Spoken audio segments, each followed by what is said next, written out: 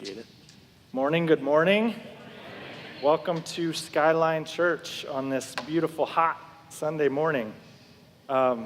Yesterday, I went outside. I thought I would beat the heat and start mowing at like 8 in the morning, and that wasn't enough. So, good weekend we've got here weather-wise. But if you're a first-time guest this morning, I want to welcome you especially. It's our hope that the second you walk through those doors, that you feel loved and you feel connected, and somebody's got a smile and a handshake for you, and that as you come through the service this morning, you just find a church that exists to make much of Jesus Christ. So welcome to you guys.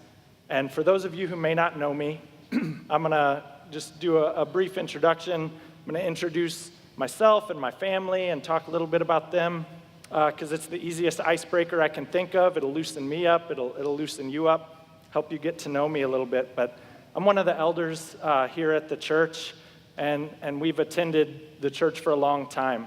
2006, I think, was about the time frame. We were meeting in the school. And this fall, I'll be married to my lovely wife, Jamie, for 10 years already. Man, time is really flying. Things like that, when you think of milestones like that. But we've got 3 awesome kids together. Ella is our 6-year-old, and she just finished kindergarten this year. She'll be going into 1st grade, and she loved school. She loved school, loved learning to read and all that stuff. And Ella is, I say type A. She's kind of she likes things to be done right and be done perfectly. Ella kind of ran her own bus schedule. She would know, my wife works 2 days a week, and they kind of rotate and things like that, so she would text the bus driver so that they were all on the same page where Ella's supposed to be getting dropped off. And if I wouldn't know, Ella would know, and she would correct me. Sydney's our 4-year-old. She's going to be starting preschool this year, and she's really excited about that because she gets to go where Ella went. And Sydney's experience with it was going to pick Ella up, and she would quickly enter the classroom, find the toys, start pulling things off the shelf, and then not want to leave. So Sydney is really excited to go for herself. She's a little bit different than Ella. I think she's going to be our little artist. I'm not an artist. I don't know that mindset, but I think that I see it in Sydney. She knows how to write her name. Well, I should say she knows all the letters in her name, unlike Ella, who has to make sure that they're all the correct size and perfectly in line with one another. Sydney will give you an S at the top of the page and a Y over here and a D over here. But it's not like she doesn't like to practice that. In fact, she practiced it not too long ago with a rock in the back of my truck. Practiced her letters. So that's Sydney.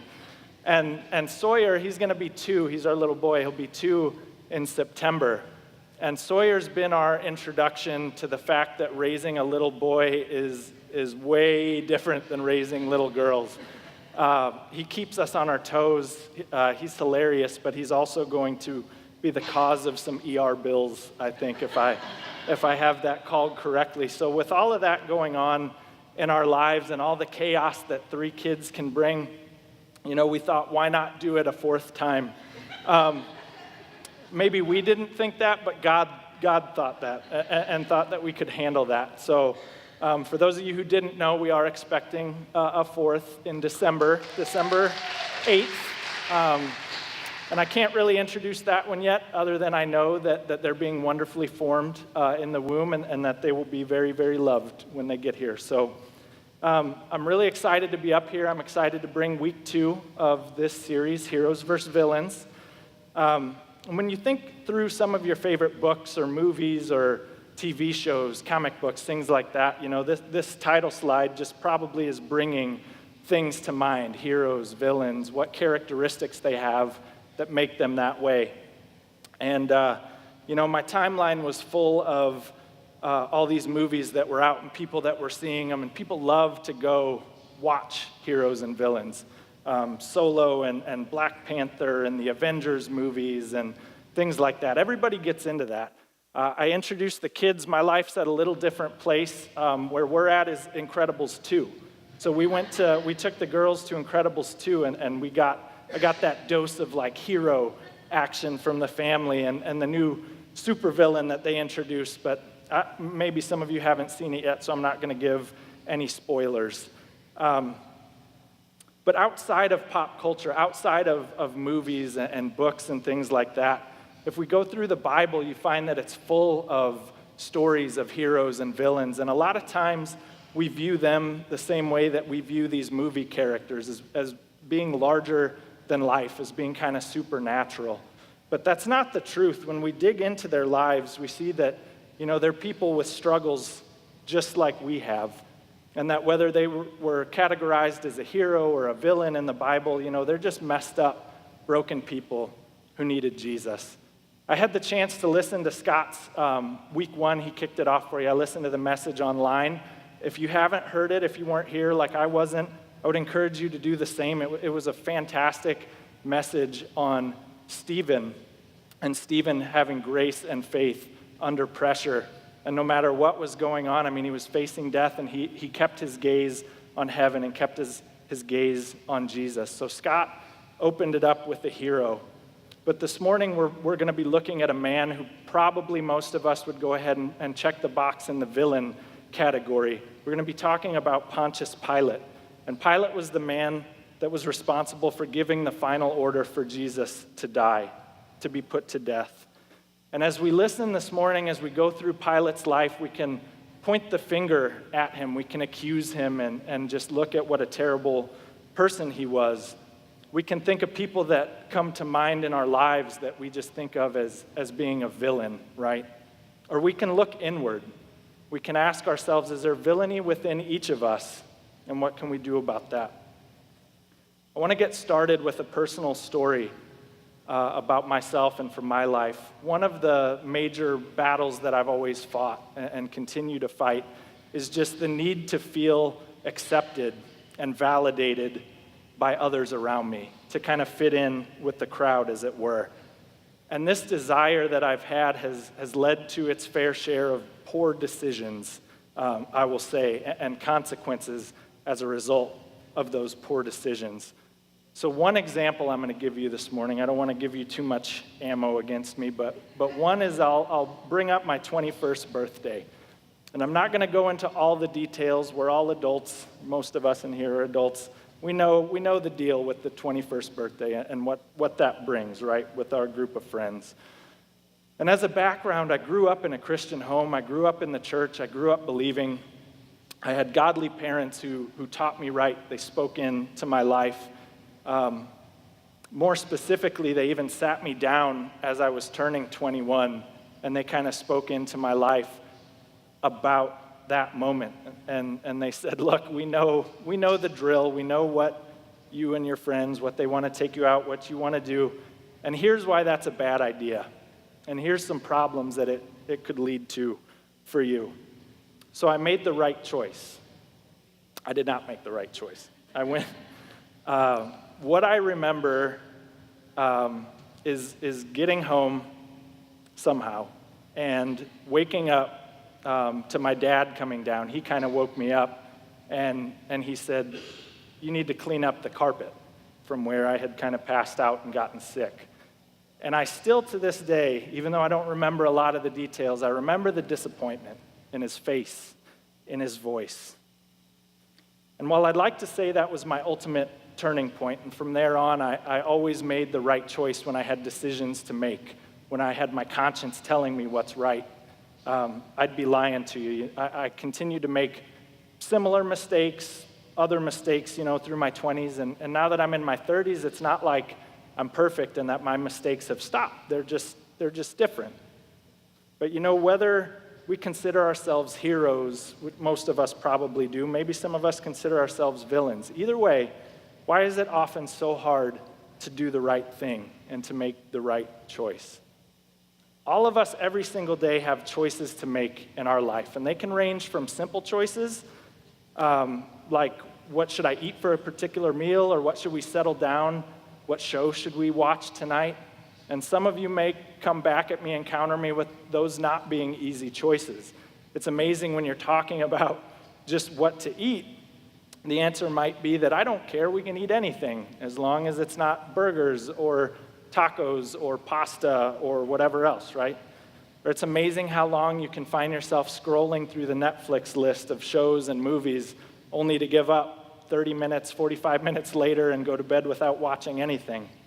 But we know that those are simple choices. There's nothing riding on those decisions. Other choices that we have to make are a little more serious. They've got some things riding on them. Should I take a different job or look at moving my family to a different state? Is it time to end the suffering of a beloved pet? Or making decisions, healthcare decisions for family members? Is it time to look at stopping treatment? Is it time to look at nursing home care beyond what we can provide? Many of you know that a couple Fridays ago we lost my mother-in-law, my wife's sweet mama. And I watched the family during this time. They had so much coming at them so fast, so many decisions to be made. And those are heavy, heavy decisions. What are the right decisions? How do we honor her life well? How do we honor her memory well? So those are heavy things. And in some cases, outside pressures enter in. Maybe it's your friends pressuring you one way, or if you're looking at decisions to be made at work, maybe it's people above you, maybe it's your boss. Maybe there's times where you've known what the right thing is to do, but you've made the wrong decision anyway. If this speaks to you, if you find yourself with these decisions to be made, difficult decisions sometimes, I think you can relate to our villain today. Pilate had a very, very difficult decision in front of him. He could have set Jesus free, or he could sentence him to death. And we find Pilate's story tucked inside of the Easter story, which I'm sure that most of you are familiar with that whole story. It's in all of the Gospels and everything. But we probably haven't really just dug in and focused on Pilate. So that's what we're going to do today in this message. But before we get to the scripture passage, I just kind of want to set some context as I think it helps us understand Pilate and where he might have been coming from. So at this time, Judea was a Roman territory. It was under Roman control. Most of the management, though, and the decisions and things like that were left to the Jewish people and the Jewish leadership. And so there was a Roman governor in place, which is what Pilate was. And what he was there to do is to make sure that Rome's interests were seen to and that there was peace kept in the population and things didn't get out of control. So Pilate served for 10 years from 26 to 36 AD under Emperor Tiberius. And so Pilate was there, like I said, he was there to look out for Rome's interests, but he was also there to keep the peace. And based on what you research and what you find about Pilate, he wasn't always great at this. He was really strict. He was very authoritarian. He was pretty cruel at times. And he liked to push buttons and get people started. He provoked both Jews and Samaritans to riot. The Jewish historian Josephus had a situation that he recorded in history where Pilate sent his troops to encamp Jerusalem. And when he sent them into the city, they had their banners. And on those banners were images of the emperor. Now, based on what I had found, there was like a cult of the emperor. So the people took this as sacrilegious. And they really didn't appreciate it. And so they began to riot. They came to Pilate's house, and they were demonstrating outside, and they were getting worked up, and they were getting frenzied. Now, Pilate ordered them to disperse or face death. He gave them a choice. But when he saw that they were willing to die for what they believed in, he backed off. But there was another recorded instance, the building of the aqueduct. And Pilate was actually siphoning funds from the temple to pay for this project. And again, the people find out and they start to riot. Now this time Pilate was less understanding, and he actually sent his troops in plain clothes among the rioters and the demonstrators. And when he gave them the signal, they turned on the crowd and they killed many, many people. So as a result of instances like this, where Pilate really is failing at his duty to keep the peace, he may have been on a short leash from those above him. And I think that this helps set the tone for the decisions that we see Pilate make as we go into the scripture this morning. So the passage that we'll be in today is in Luke chapter 23, and it covers verses 1 through 25. And we're going to go through the entire passage, all of the verses, kind of piece by piece, and we're going to break it down a little bit. So we'll start in verse 1. Then the entire council took Jesus to Pilate, the Roman governor. They began to state their case. This man has been leading our people astray by telling them not to pay their taxes to the Roman government and by claiming he's Messiah, a king. So the reason that Jesus is now in front of Pilate instead of the Jewish leaders is that the goal of the people was to put him to death for what he's been saying. And to do so, only Rome had the authority to sentence someone to death. So they kind of had to spin it. They had to flip it, and they had to turn this from religious into political arguments, because Rome's not going to care about him claiming that he's the Son of God. So they've got to look for a different outlet to get Rome to punish. So verse 2 again, let's look at kind of the arguments that they start to bring. They say that he's leading our people astray, probably trying to convey that he's turning their loyalties away from Rome and to himself. In a couple of ways they say he's doing this. First, telling them not to pay their taxes to the Roman government, which is interesting because if you're reading Luke, you come a little bit earlier, you're in chapter 20, and you see a situation where people are trying to get out of paying their taxes, right? They're trying to kind of trap Jesus into something. In chapter 20, verses 22 through 25, it says, "Now tell us, is it right for us to pay taxes to Caesar or not?" He saw through their trickery and said, "Show me a Roman coin. Whose picture and title are stamped on it?" "Caesar's," they replied. "Well then," he said, "give to Caesar what belongs to Caesar, and give to God what belongs to God." So having seen that, and in chapter 23, what I read a minute ago, they're coming with lies right out of the gate, okay? And the second thing they're arguing is he's claiming that he's Messiah, a king. And what they're trying to do here is maybe bring the message that, hey, he's a risk to Caesar. It's insurrection. He's challenging Caesar. So we'll see what Pilate does, right? He's got these accusations lobbed immediately from the crowd. We'll continue in chapter 23, verse 3. So Pilate asked him, "Are you the king of the Jews?" Jesus replied, "You have said it." Pilate turned to the leading priests and to the crowd and said, "I find nothing wrong with this man." So first instance, accusations were lobbed. Pilate comes through. He's looking pretty good at this point because he says, "I don't see anything wrong with this man. I don't see why you guys, are here." But as you'll find, the people persisted, and peer pressure can turn us from hero into villain. Verse 5, "Then they became insistent, but he's causing riots by his teaching wherever he goes, all over Judea, from Galilee to Jerusalem." "Oh, is he a Galilean?" Pilate asked. When they said that he was, Pilate sent him to Herod Antipas because Galilee was under Herod's jurisdiction, and Herod happened to be in Jerusalem at the time. So Pilate sees an opportunity here. He doesn't see really anything wrong with Jesus based on what he's heard so far. Herod's in town. He's going to send him to Herod. He's going to rid himself of the problem that Jesus is. Verse 8, "Herod was delighted at the opportunity to see Jesus because he had heard about him and had been hoping for a long time to see him perform a miracle. He asked Jesus question after question, but Jesus refused to answer. Meanwhile, the leading priests and the teachers of religious law stood there shouting their accusations.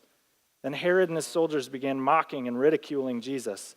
Finally, they put a royal robe on him and sent him back to Pilate." Now, all four Gospels give this account of Jesus in front of Pilate, but only in Luke you find this encounter with Herod.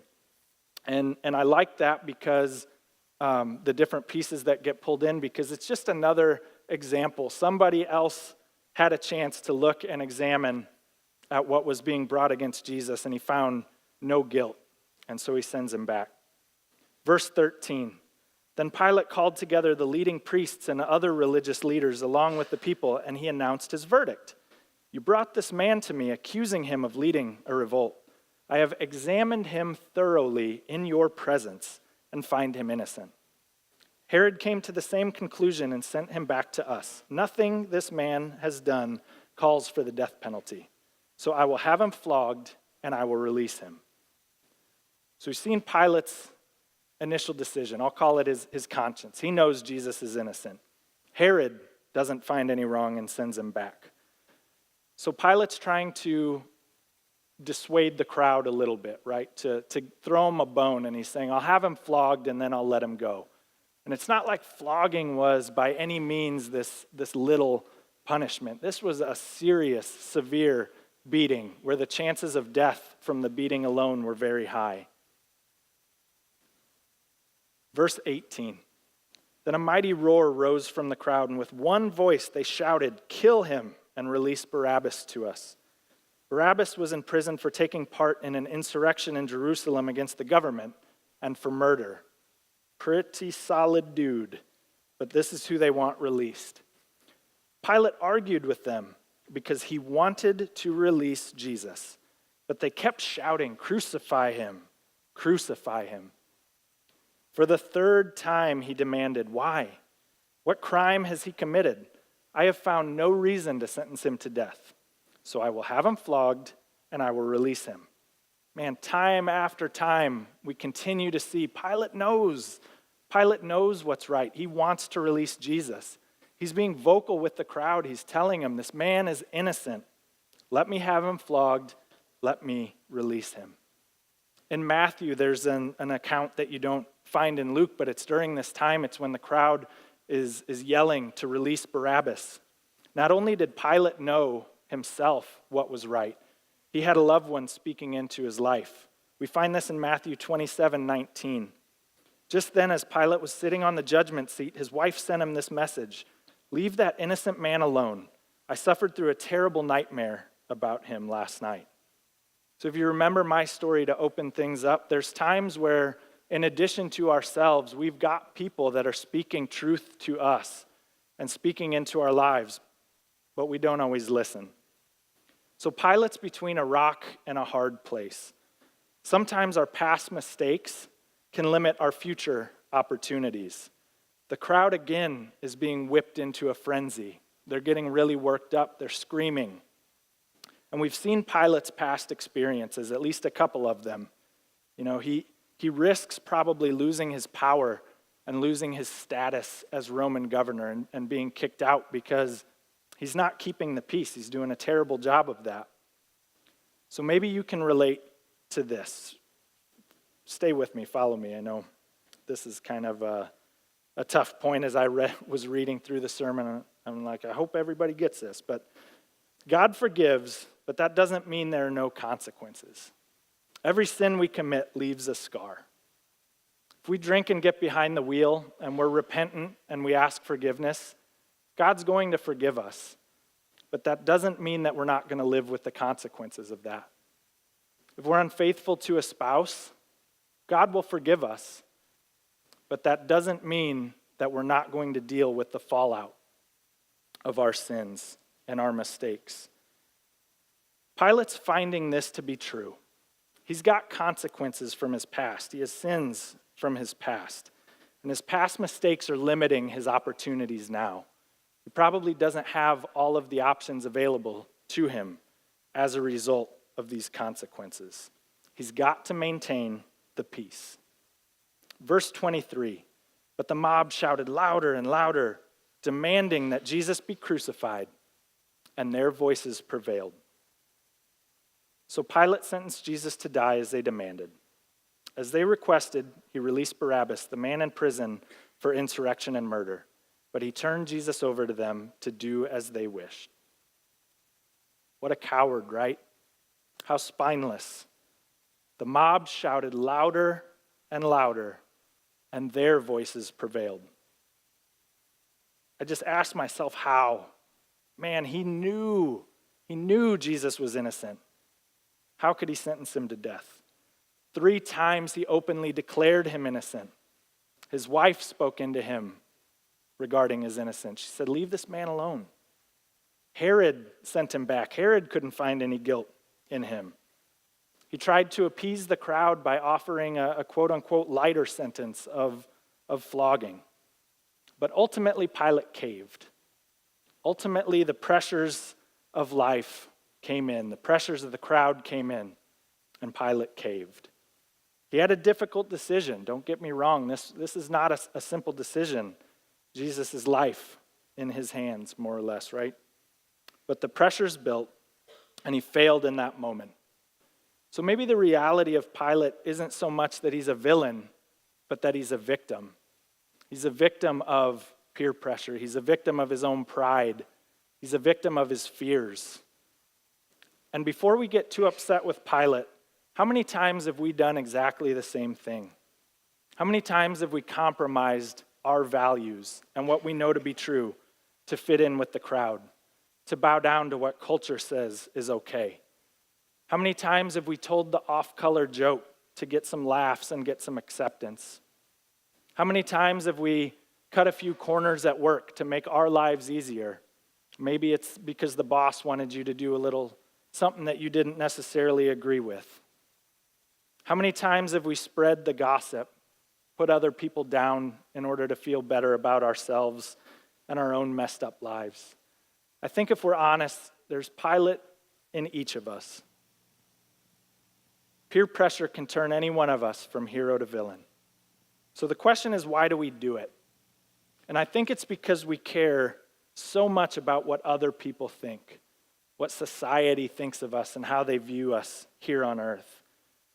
It's pretty evident, especially in the social media age, and I know social media gets a bad rap a lot, and it's not all bad. It's a good way to stay in touch and see pictures of friends and family and things like that, but it's not always how we use it, right?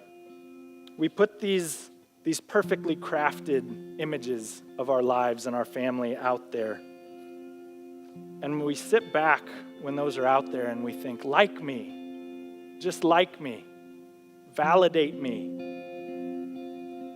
I'm absolutely guilty of this, hand up, I'll put something out there and I just feel driven to go back and look, like how many people are looking at this? How many comments do I have? How many likes do I have? We crave validation. Another thing that I thought of, the Nike Run app, you can sync that with Facebook, and if people like that you're out on a run, you hear applause through your headphones when you're listening to music. And as that happened, I got a pep in my step. I ran a little harder. I ran a little faster because I felt validated. I felt the applause of the crowd. And man, that's what we do so often. It's that rush. We're living for the applause of people rather than the applause of God. And that's what Pilate did.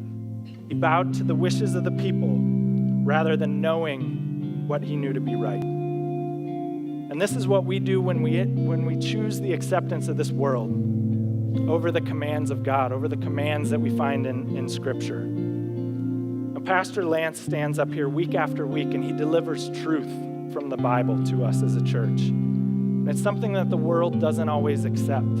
It's something that's hard for Christians in a lot of cases to hear, because the Word shines a light on our darkest places. It shows us who we really are. It's hard to hear, and it's not always accepted. And so Lance could choose to soften it, to water down the message, to not bring truth in order to fit in with culture, right? What culture says is okay. Maybe it would explode our numbers as a church because more and more people could come. They could continue to live in sin. We could do what we want, and we could come get a diet dose of Christianity. But I'm thankful that he chooses to speak truth, even if it's not always accepted in culture. As a church, that's exactly what we want to do. We want to focus on one person's applause, and it's not anyone from this world. So here's the challenge that I want to leave all of us with. Think about who we're living our lives for. Are we living for the applause of man, for the acceptance from friends, from this world? Are we living for double taps on Instagram? Are we living for the applause of God? If we're living for the applause of man, let's pray. Let's pray that God changes our hearts, changes our focus. Pilate probably thought that this was the end of the story. He was a very powerful man. He's a Roman governor. He probably thought that his death sentence was the final command. What he said usually went. He could have no idea that somebody much, much greater than himself would issue a more powerful decree more powerful command than his. And that command was to wake up, to come out, to defeat death in the grave. He had no idea the man that he sent to a final death was merely resting in that tomb, waiting for the moment to come forth and to be the hope for the entire world. Pilate's mistake led to one of the darkest moments that we've had in history. Even the disciples thought it was over. Nobody had hope in that moment. But thankfully, by God's grace, it was all a design plan to save all of us, anyone who would believe in Jesus' death and resurrection. And so often our own mistakes can lead to pretty dark moments. But we've got hope, church. We've got hope because that tomb is empty. That tomb is not filled with the body of the man that Pilate sentenced to death. So it's easy to look at Pilate's story and come to several conclusions on our own about what kind of man he was and to speak for him. But for me personally, this story has kind of caused me to look inward, take a journey of self-reflection, to walk a mile in Pilate's sandals. Pilate was powerful, but the crowd, the pressures, the peer pressure made him powerless. Pilate's viewed as a villain, but he became a victim to his fears, a victim to past mistakes and his own fears. So Pilate can be seen as many things, right? But my prayer this morning is that we start to see him as us, that you see Pilate as you, and that you see Pilate as me. Because Pilate's story could have been any one of our stories with all of the sins and the pitfalls and the mistakes and the consequences. The only difference is that Pilate sentenced hope to death. But as a result of God's grace and God's love for us, we get to sentence our sin to death. We don't have to be a villain. We don't have to be a victim. But we have the opportunity to be victors through Jesus Christ. I'm going to close us in prayer. Heavenly Father, I just come to you today, God, so thankful. Thankful for your love for us. Thankful for your grace that you freely offer us, God. For your plan to send your only Son to earth to die in order that we might be saved, Lord. God, I pray over anyone here today that may not know this to be true, that may not know Jesus, who may not believe in Jesus. God, I pray that you would start to work on hearts, that you would not be denied, Lord. I pray that lives would be changed. I pray for anyone here, Lord, all of us who struggle, Lord, who might have decisions to make day in and day out, difficult decisions, and we're focused on the wrong things, God. We're focused on the applause of people instead of your applause. God, I pray that you would just change our focus, that we would look upward, that we would keep our gaze on you. God, Jesus taught us this. In the garden, Jesus didn't want, he wanted it to be taken from him. Kind of showed us wasn't his intent to die. He had a choice to make. But because his gaze was on you and he said, not my will, but your will, he made the right choice, God. And we thank you for that. And Lord, I just pray that you would be with us this week. I pray that you would be with those who can't be here, who are traveling, that you would keep them safe, that you would keep us all safe. Bring us back together again, Father. We love you. We're thankful for all of our blessings. It's in your Son, Jesus' name I pray. Amen. Let's give it up to Tim this morning. Oh. Man, I tell you what, I'm so thankful for the last couple of weeks, and I actually hadn't even planned on being here in the last couple of weeks, but with Patty's passing, coming back home for that. But to be able to sit and to worship and to listen and be fed myself from time to time, it's an amazing thing, and I'm so thankful for guys like Scott and Tim that, I can step off this stage and never have to worry. Didn't they do a great job? Amen. So I'm looking forward to being back up here next week, and hopefully you'll come back. And if you're new here, thank you so much for being here today. If you didn't like Tim, I'll be up here next week. I'm joking. He was amazing. But we would love for you to come back. And so if you're a first-time guest, make sure that you stop by on your way out. Stop by the Next Steps desk. We've got a special gift that we want to give to you just as our way of saying thank you to you.